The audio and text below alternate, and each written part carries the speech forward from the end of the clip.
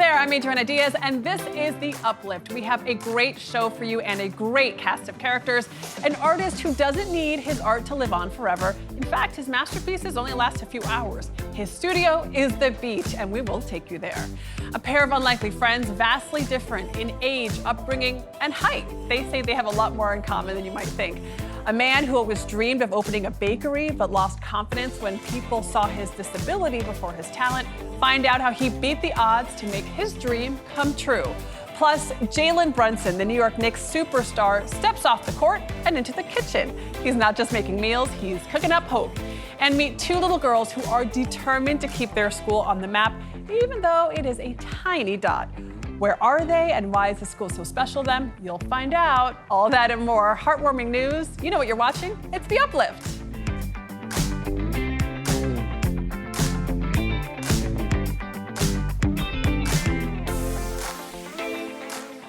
Welcome to The Uplift, the show that lifts you up for at least the next 30 minutes. And we begin in Florida, a state that has no mountains. It is the flattest state in America. That did not stop one man from reaching new heights by hiking the Sunshine State. Here's Steve Hartman. Not since early explorers came here to Florida in search of the Fountain of Youth has there been a crazier quest than that of 49-year-old Andrew Carr. The amateur climber and professional French horn player admits he's obsessed. We all have things that grab us, you know, and I found myself just charmed by this. Andrew is what they call a county high pointer. These are people who try to climb to the highest point of every county in a given state, typically Colorado. Andrew spent some time there doing it. But then took a teaching job in Tampa, which got him wondering, could he climb Florida's high points? Unfortunately, Florida makes Kansas look like Kilimanjaro. It's arguably the flattest state in the nation. Doesn't have any high points, really. But if you want to get technical, topographical, and you are truly desperate for adventure, it can be done. And Andrew Carr is doing it. Using maps and apps and good old-fashioned sightlines, I feel like we're going up. Andrew pinpoints every peak. This is potentially the Mount Everest of Union County. This one was in a well-manicured public place, but other county high points are deep in the woods or on private property. Yeah, I think that tree over there is it. In this case, the home of Debbie Mitchell. Do you think it's at all strange that somebody drove all the way from Tampa to stand in your yard? Okay. And this isn't even his most absurd ascent. Pinellas County, Countryside Mall, front door of JCPenney's, I think, is a strong contender. You know, so I bought a shirt at that one. Sir Edmund Hillary, he is not.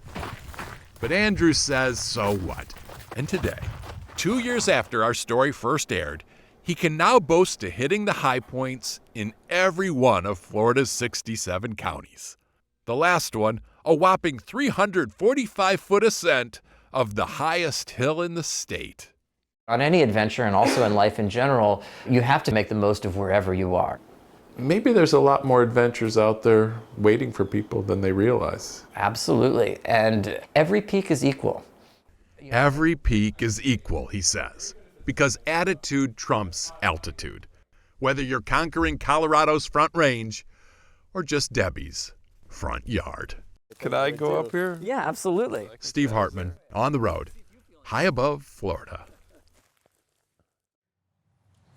Most artists want their work to live a long time, but Andres Almodovar knows his masterpieces will only last a few hours. Still, his art serves a very powerful purpose. Itehad has more.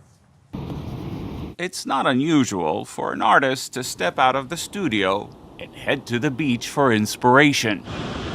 But Andres Almodovar never heads back, because for him, the beach is the studio. It's a huge, enormous canvas. While most artists hope to make something that lasts forever, Almodovar spends his days creating masterpieces he knows will be gone by lunch. I can create an artwork, it gets washed away, I can come back the next day and do another one. He calls them earthscapes, massive designs as wide as football fields, visible only from above, and only until the tide clocks in. For the last 2 decades, his art has stretched from New Zealand to South Africa to Ireland. But he doesn't always do it alone. He'll post a time and a place. When people show up, he'll hand them a rake and a theme. Today, the theme is What Brings You Joy? For Irma Perez, a former teacher, it means letting go. I'm not an artist, but I can come and create something and release it. For most people, joy looked like a sun or a musical note. As for me, What has your spirit feeling Joyful. joyful? Yeah. Pasta. Pasta. Yeah. Hey, okay. Oh, I love it. Maybe something like this. after planning out the noodles and the sauce, we started raking. The results? Slightly undercooked. Before the ocean wipes it clean, it looks like an Etch-a-Sketch on a massive scale, scratched into the shoreline, erased with the turn of a tide. People keep coming back. And even more important, they leave thanking me for what a deep experience they had. Because even the most temporary work can leave a lasting impression. Itai Had, CBS News, San Francisco. Coming up, they call him the Brunson burner for the fire he brings to the NBA. Now, New York Knicks superstar Jalen Brunson is bringing the heat to the kitchen. We'll show you what and why he's cooking up next.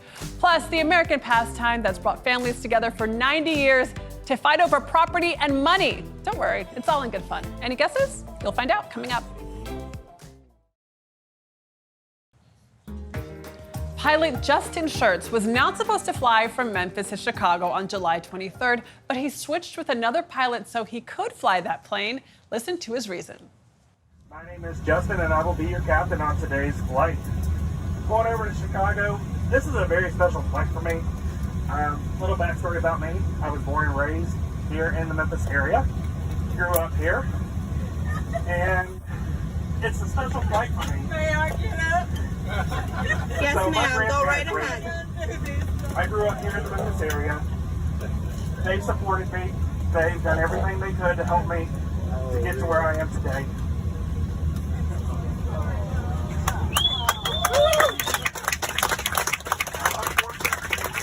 my grandpa passed away earlier this year, so he never got the opportunity to fly with me. But this amazing crew that I'm flying with here today was able to help me pull it off to where my grandmother got the opportunity to fly to Chicago with me today, and I will be the captain. So we do appreciate everybody who wants to help out with this. It was a lot of things to get pulled off, but we did do it.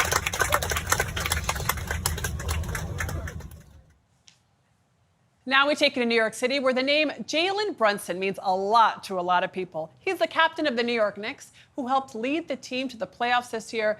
But to a few, he is the man who helped their school get the food it needs to feed its students. Here is Zinnia Maldonado from CBS News, New York.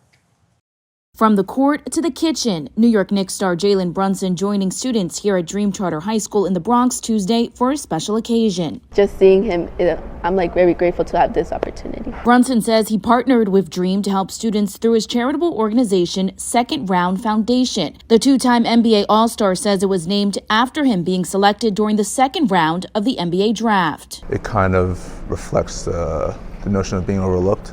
And so for us, it's all about just kind of empowering the youth through school, through sports. When Jalen became a Knick, we felt that we wanted to join in and learn about the community. Dream School officials say he is achieving that goal by supporting their Scratch Food Kitchen program, which provides healthy meals cooked from scratch for students year-round and educational opportunities like internships and a culinary club. I'm working to getting my food handler's license, so I think being a part of the club, it was a really good thing for me because now I kind of know what I want to do. 89% of Dream students qualify for free or reduced lunch, according to school officials. Oftentimes, that's all they have to eat. So being able to provide a program that our young people want to participate in, that provides them with quality, healthy food, goes a long way. Brunson spent time cooking alongside students and sharing life advice before donating more than $300,000 to the Scratch Food Kitchen program, an impact students say they're grateful for and a contribution Brunson says he is proud to make. Not having to worry about food or worry about your next meal is a luxury everyone needs. And so I think for me, I just do the best I can to help out in that aspect. It's a foundational piece for kids. Zinnia Maldonado, CBS News, New York. Did you ever sit around the kitchen table with your family and compete over property and money and actually enjoy doing it? Well, then you know all about a classic American pastime. Michael George has the story. Advance to go, collect $200. Those little green houses and red hotels. And family arguments over properties. Monopoly is a uniquely American cultural institution. As long as people are interested in money, they're going to be interested in Monopoly. Journalist Mary Pylon is the author of The Monopolists, which tells the history of the game.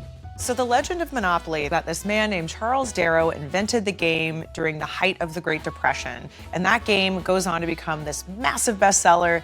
It makes him into a millionaire. It saves Parker Brothers, this beloved game company, from the brink of destruction. Is that the whole story of how this game was created? It's an amazing story. We love Cinderella stories, and that's part of why it has persisted, but it's not square with the facts. Board game enthusiast Tom Forsyth says he found this old, dusty game belonging to his grandfather.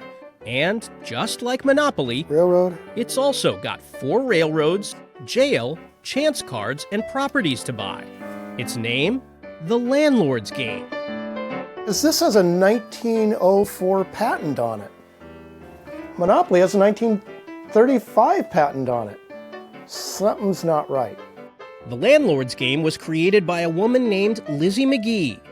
Elizabeth McGee was a really fascinating person. Before women could vote, she was getting patents, she was writing poetry, she wrote short stories, she was very politically minded.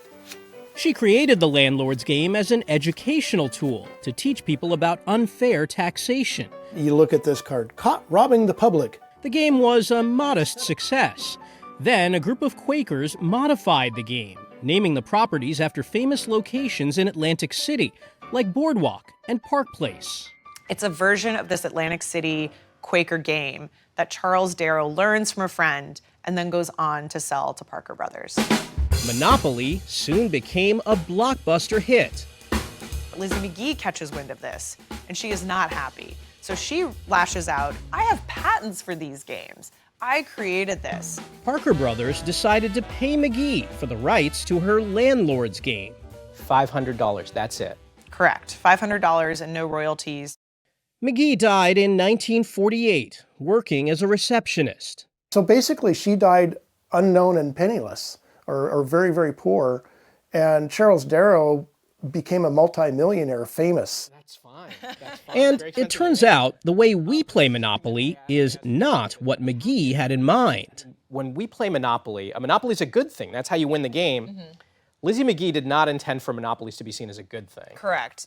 Lizzie McGee was an anti-monopolist. Her original game was supposed to teach us that monopolies are evil and that we need to break things apart and cooperate. But however we play the game, Pylon thinks it's not too late to give Lizzie McGee her due. I think it's taken just 100 years, but finally Lizzie McGee is being acknowledged. Michael George, CBS News.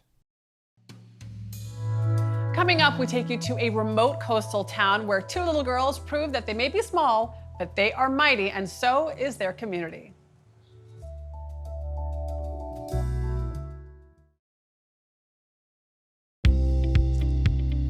David Begnaud now introduces us to a man who always dreamed about opening his own bakery, but lost confidence when people saw his disability rather than his talent.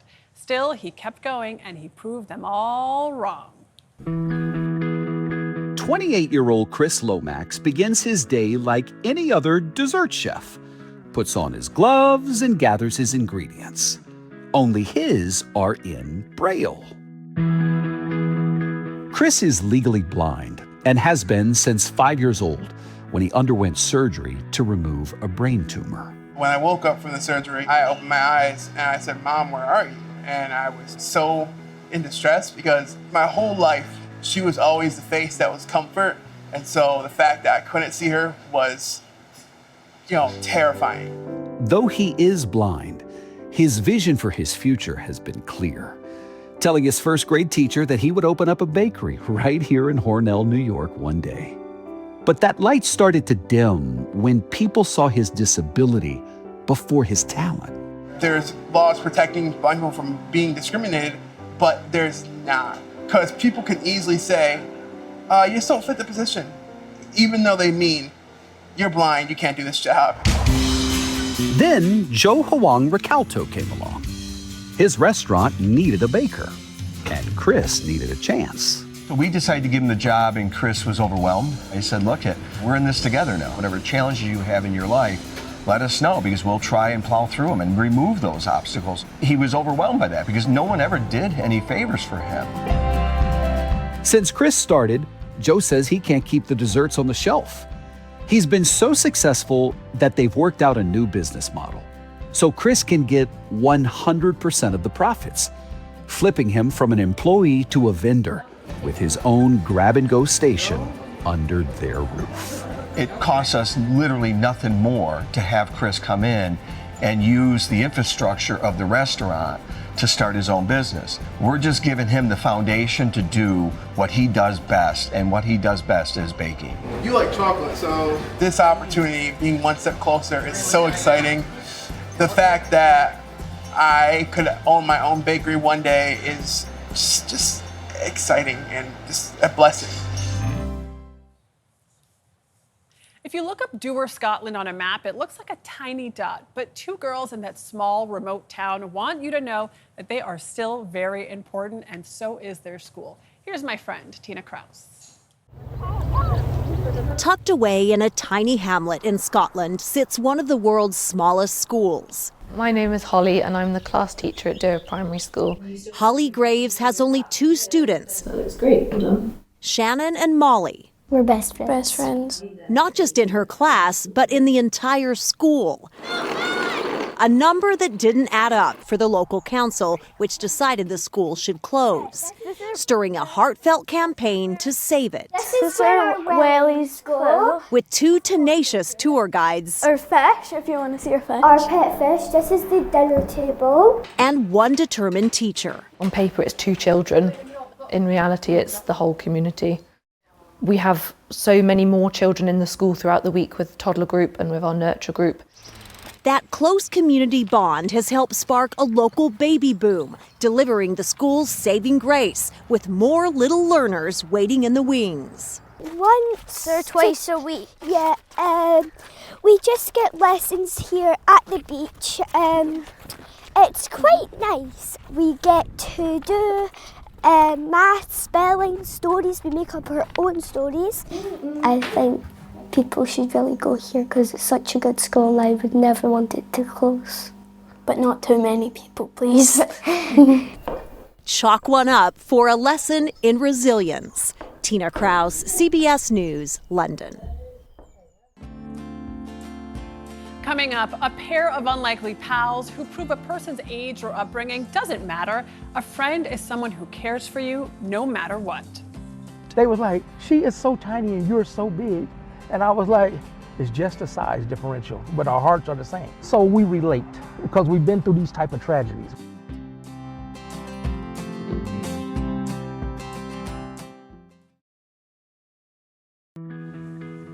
We now introduce you to a 93-year-old woman who lost her whole family in the Holocaust. Now, living in San Francisco, she has an unlikely friend nearly 40 years younger who is the next best thing to family. Here's Kevin Coe from CBS News, Bay Area. Today is one of Miriam and Ronaldo's favorite days of the week. She's gonna have a pancake. Pancake? Yeah. For 3 days every week, 93-year-old Miriam Ofer and 57-year-old Ronaldo Thompson sit down for a meal on Clement Street. Their secret handshake requires a thumbs up. Years of tradition and friendship that started here at the Jewish Community Center of San Francisco. You wanna go to the stairs? Yeah. Okay, here they are. Ronaldo isn't Jewish, but his wife works at the JCCSF and suggested he check out the pool, where Miriam just so happened to be. I was in the pool. She came in, swam up to me, said, I like your smile. Yeah. And I said, I like your smile. Yeah. And we've been friends ever since. What is good in a smile?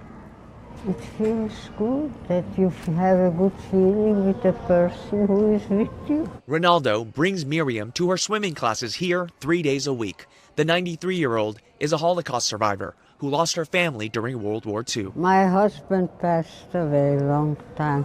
He was in the concentration camp. Just last year, she started having some Yeah. memory problems, and she couldn't make it here by herself anymore. So her son contacted me and asked me would I be willing to bring her. Ronaldo was more than willing. As much as he caters to Miriam, she helps him too. She understands the hurt I've been through, and I understand the hurt she's been through. As a black man, Ronaldo says he's seen racism in some of its worst forms. And through hundreds of meals and car rides, he's learned he's a lot like Miriam, even if others can't believe it. They was like, she is so tiny and you're so big.